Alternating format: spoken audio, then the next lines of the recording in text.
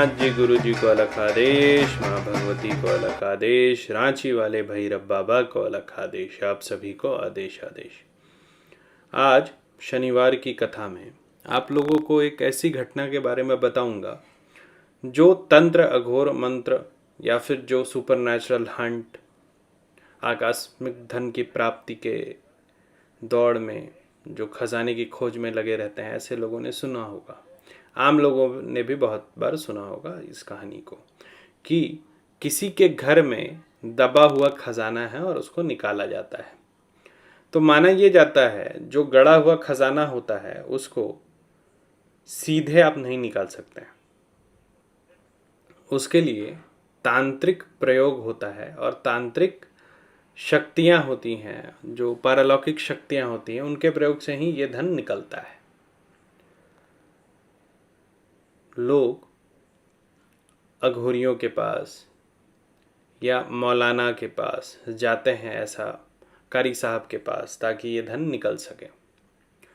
तो आज एक प्रत्यक्ष घटना आपको बताता हूं कि किस तरीके से इस धन को निकाला गया और फिर कैसे निकाला जाता है ये भी बताऊंगा आपको। हमारे राज्य में एक स्थान है, वहां पर एक बाशिंदा था। उसको ये आभास था कि उसके खेत में गड़ा हुआ धन है। गड़ा हुआ जो धन है उसके बारे में आपको कैसे पता चलता है? एक तो सर्प का आगमन उस क्षेत्र में, खनखनाहट की आवाज, जो जमीन का अधिकारी होगा या उत्तराधिकारी होगा उसको खजाने का सपना आना, ये सारी चीजें जो हैं ये इंगित करती हैं कि किसी जमीन में खजाना है कि नहीं है। इसके बाद उस जमीन का जो खुशबू होता है, जो एक तांत्रिक सूंघ के बता देता है या पढ़ के बता देता है कि उस जमीन में खजाना है कि नहीं है। तो इस खेत के बारे में कई एक तांत्रिकों ने बोला कि इस जमीन में खजाना है। खजाना का निकालना, जैसे मैंने पहले बताया था कि अगर किसी को संन्यास लेना है या फिर तंत्र मार्ग में आगे बढ़ना है, साधना मार्ग में आगे बढ़ना है, तो ये भिखारियों का काम नहीं है, क्योंकि तंत्र मार्ग में एक एक चीजें लगती हैं जो कि बहुत महंगी आती हैं। इस साधना में क्योंकि सनातन पद्धति से नहीं हो रही थी, तो कुछ इस्लामिक पद्धति के मौलाना द्वारा उस खजाने को निकालने की बात हुई और मौलाना ने कहा था कि जब वो धन निकाल लेगा उसके बाद ही वो पैसे लेगा। लोग तैयार हो गए, जेन्युइन लग रहा था मामला। जिस दिन कार्यक्रम होना था उस दिन मौलाना, कुछ लोग उस स्थान से करीब 500 मीटर की दूरी पर एक दूसरे स्थान पर गए। देखो, जब भी ऐसा काम होता है तो एक तो जो मालिक होता है वो इसमें इन्वॉल्व होता है, उसके बाद बहुत सारे बिचौलिए होते हैं। उसमें कुछ ऐसे बिचौलिए होते हैं तो जो ज़मीन मालिक को लेके आते हैं जिसके पास खजाना हो, कुछ ऐसे होते हैं जो तांत्रिक को लेके आते हैं, और एक तीसरा धड़ा होता है जो किसी ऐसे व्यक्ति को लेके आता है जो अगर कोई भी खर्चा हो तो वो खर्च दे। तो पूजा शुरू हुआ। जैसे ही पूजा शुरू हुआ तो एक अजीब सा दृश्य लोगों ने देखा। ऐसा लग रहा था कि जमीन से सिक्कड़ बाहर आ रहा है और सिक्कड़ के पीछे बंध के खजाना आ रहा है, और वो मौलाना किसी से आकाश में बात करता था, और निकालो और निकालो।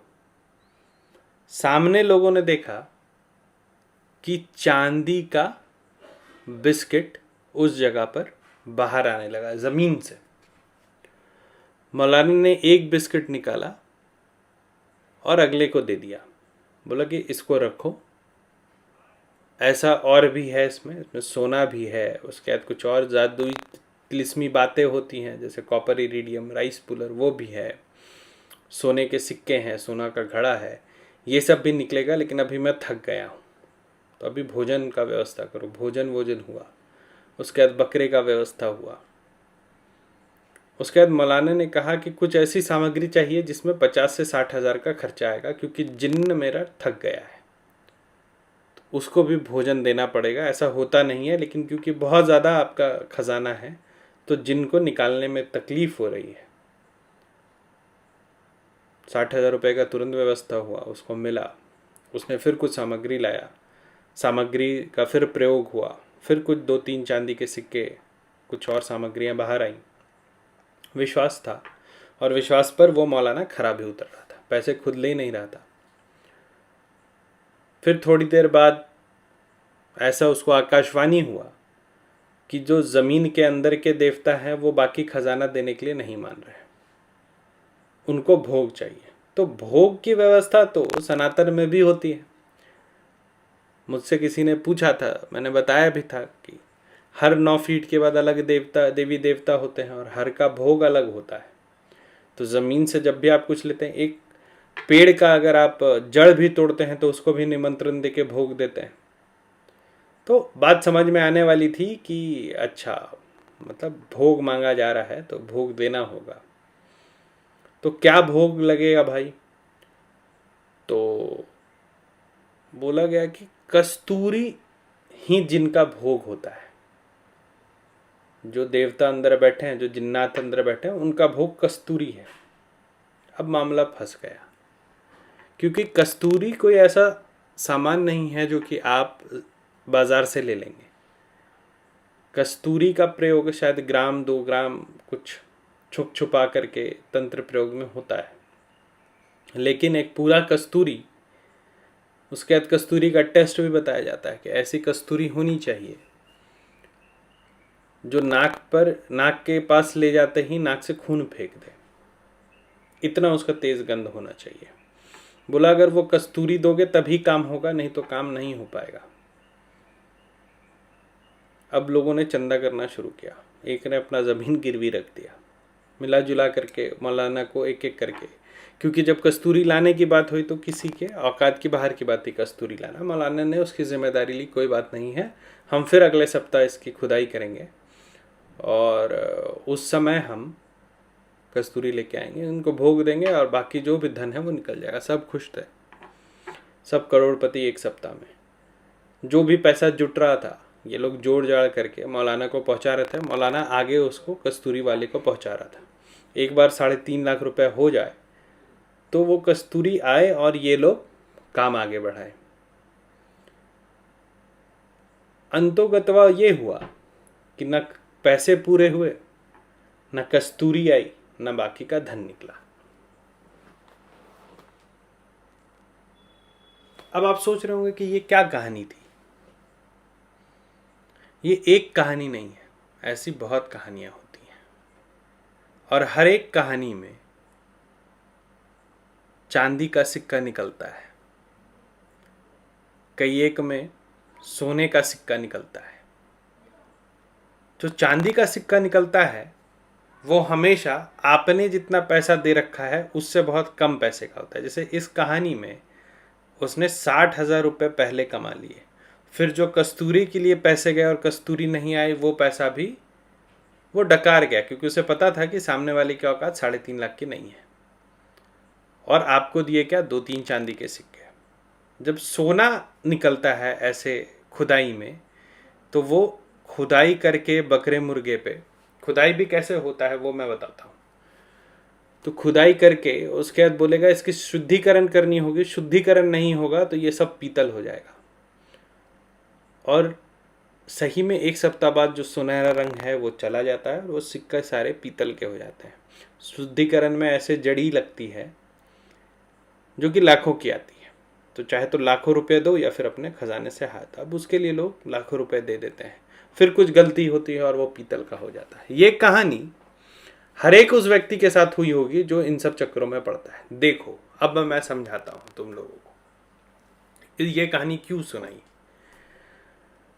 तंत्र में बहुत विद्याएं हैं, हमारे पास भी बहुत सारी साधनाएं हैं, लेकिन मैं अपनी एक साधना किसी और के लिए क्यों बेकार करूंगा, पहला विषय। दूसरा, शक्तियों से जो जो लेता है उसका 3 गुना उसको वापस करना पड़ता है। तीसरा, जो व्यक्ति खुद गड़ा धन निकाल सकेगा वो दूसरे के लिए क्यों निकालेगा। और ऐसी बहुत सारी बातें हैं। ऐसी कहानियों में होता क्या है, ऐसी कहानियों में ये होता है कि ये होते हैं मदारी। एक सच्चा सिद्ध कभी इन सब चीजों में आम व्यक्ति को नहीं ढकेलेगा। एक सच्चा सिद्ध हमेशा आपको इन सब चीजों से दूर करेगा कि इन सब चक्रों में नहीं पड़ना है। तो क्या ये विद्या मिथ्या है? नहीं, विद्या मिथ्या नहीं है। जमीन में गड़ा हुआ खजाना निकलता है। ये एक सिस्टम बना हुआ था जब राजघराने हुआ करते थे, या फिर मंदिरों का जो धन था उसको जो छुपा जाता था उसको मांत्रिक बांधते थे और फिर बंधन से निकालते थे। और जब बांधते थे तो उस पर कोई ना कोई शक्ति को आड़ूड़ करते थे। ये खजाना कहाँ मिलता है? ये राजभवनों में मिलता है। आज भी जो राजा का जो परिवार होगा, राजाओं का जो वंशज होगा, या मंदिर की जो प्रॉपर्टी होगी उसमें मिलती है। ठीक है, लेकिन क्या ये बिना उत्तराधिकारी के आप निकाल सकते हैं? नहीं। अगर जमीन के उत्तराधिकारी आप नहीं है तो आप इसको नहीं निकाल सकते। जमीन आपने खरीदी तब भी नहीं निकाल सकते हैं। ठीक है, क्या इसमें बहुत पैसा खर्च होता है? हो सकता है, ठीक है, हो सकता है इसमें पैसा खर्चा, लेकिन निकलने के बाद नहीं, निकलने से पहले ही इसमें जो धन का खर्चा होता है वो होता है। और हाँ, जड़ी बूटी इसमें आपको इस्तेमाल करनी पड़ती है, लेकिन आपसे कोई पैसे लेके वो जड़ी बूटी नहीं देगा आपको। ऐसे जड़ी बूटियां होती हैं। अंतिम बात, अब जो ट्रिक होता है उसमें क्या होता है ये समझ लो। जो कथा मैंने आपको अभी बताया, जो कि जिसमें चेन की तरह या फिर बहुत ही एक करिश्माई ढंग से पैसा बाहर निकलता है, इसमें 3 पार्टियां होती हैं। पहला चोर होता है जमीन मालिक, दूसरा चोर होता है मिडिलमैन जो कि तांत्रिक को लेके आता है, और तीसरा चोर होता है तांत्रिक। ठीक है, जमीन मालिक भी जानता है कि वहां कुछ नहीं है, मिडिलमैन भी जानता है वहां कुछ नहीं है, तांत्रिक भी जानता है वहां कुछ नहीं है। वहां पे लगता है पूरा फिल्मी सेटअप। ठीक है, और वहां पर जो मरता है वो मरता है पैसा लगाने वाला। वो जो पैसा लगाता है उसके पैसे जाते हैं, बाकी सब वो पैसा बांट के खा जाते हैं। तो अगर आपको कहीं किसी के जमीन में बताया जा रहा है कि गड़ा धन और निकलेगा तो आप करोड़पति हो जाइएगा, तो उससे 10 कोस आप दूर हो जाइए। दूसरा, अगर आप बहुत परेशान हैं और आपके दिमाग में ये खुरापात है कि आपके जमीन में खजाना है, ठीक है, और आप एक बार जब आपने सोच लिया तो आपको सपने भी वैसे आएंगे। तो आपको ऐसे मदारी पकड़ लेते हैं, और जब ऐसे मदारी आपको पकड़ते हैं तो आप चाहते हैं उस पर विश्वास करना। वो सामने से आप पे ठगी करेगा तब भी आप चाहते हैं कि आप उस पर विश्वास करें। तो वो मिट्टी कोड़ के एक चांदी का सिक्का आपको दे के आपको 50,000 का चूना लगा के चला जाता है, और आप विश्वास ही करते रह जाते हैं। ठीक है, तो मूलभूत बात ये कि विद्याएं बहुत हैं, लेकिन आप अगर सोच रहे हो कि फ्री में अमीर बन जाए तो जिस चीज का आप उपभोग करने के लिए पैदा नहीं लिए हैं वो आपको नहीं मिलेगा। ठीक है, तो लालच मत करो, साधना करो और पैसे कमाओ। आज के लिए इतना ही। जिनको बेसिक साधना ग्रुप से जुड़ना है वो मेरे पेड व्हाट्सएप ग्रुप से जुड़ सकते हैं। नंबर है 9431188585। इसमें आसन, बंधन और जितने तरीके की साधना होती है जो अघोर में आने से पहले आपको जाननी चाहिए सुरक्षा की दृष्टिकोण से, वो मैं आपको सिखाता हूँ।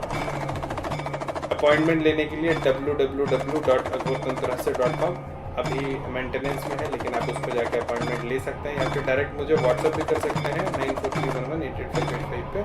उस पर भी अपॉइंटमेंट लिंक मिलता है। डायरेक्ट कॉल करने के लिए कॉल मी फॉर ऐप है, ऐप स्टोर, प्ले स्टोर से डाउनलोड कीजिए। उसमें rudranath@cm4 आप सर्च करेंगे तो मेरी प्रोफाइल मिलेगी, उस पर आप मुझसे बात कर सकते हैं। आप सभी को भैरव कमाने खाने की बुद्धि दे, ऐसी मेरी उनसे प्रार्थना है। आप सभी को आदेश, अलग आदेश।